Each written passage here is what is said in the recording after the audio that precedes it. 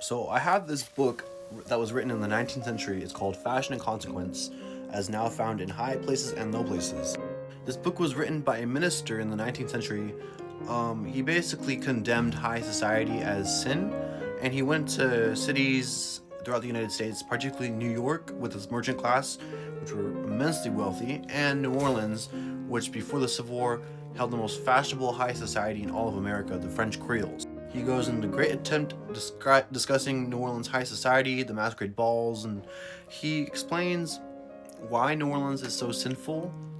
He also explains what you would need to do in order to gain admittance into New Orleans high society.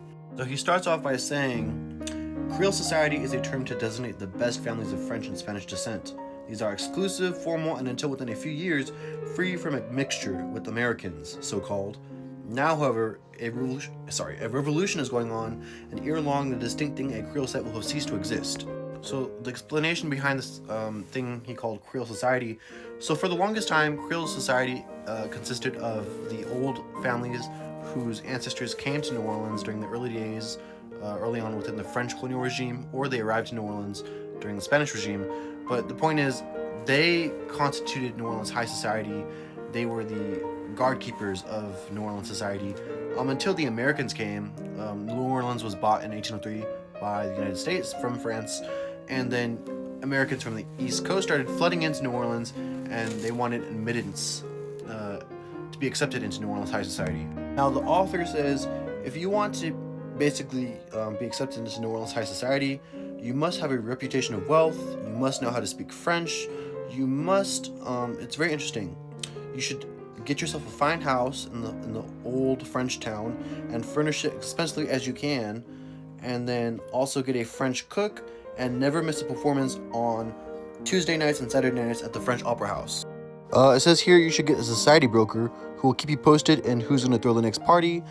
Your wife, the older your wife is, the more jewelry she must wear, and the more expensive her clothing must be, and your girls should be arrayed, meaning your daughters should be arrayed in elegant and simple attire. So here he's talking about New Orleans high society parties and how you should act, how you should dress. Essentially, you want to know how to speak French because French is the thing you're hearing at these parties. You want to have the manners of a Parisien, and you want to be à la mode in the French term. He also says you should rent a pew in the Saint Louis Cathedral because New Orleans Creoles were immensely Catholic, and to be accepted into a Creole high society circle, you had to essentially convert yourself to Catholicism. And it also says here to send your daughters to the Ursuline convent to be educated because that is the fashionable thing to do. Here's a little drawing of a 19th century New Orleans masquerade. Now keep in mind, this guy was a minister, and he saw Catholicism as the Antichrist, and since these Creoles were Catholic, here they're attending a party on Sunday, which he thought was sinful, and it shows the devil blowing a horn. So it really goes to show how he sees New Orleans and New Orleans high society. Here in this bit, he condemns the Catholic Church, and he says you shouldn't send your daughters to Catholic school because they have produced no anyone of repute, essentially. Look at here, he also insults the Creole woman. I doubt in Christendom if there's any so intelligent a class of women as the Creoles. They rarely open a book, even a novel, save in Lent when the prayer book is in summer quest.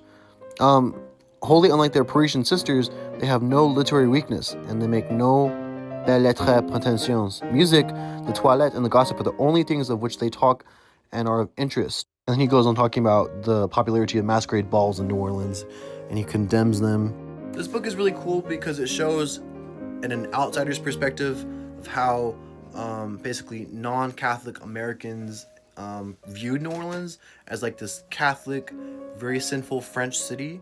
And this is here passed down from the 1800s till now, and you could see how really how New Orleans was viewed.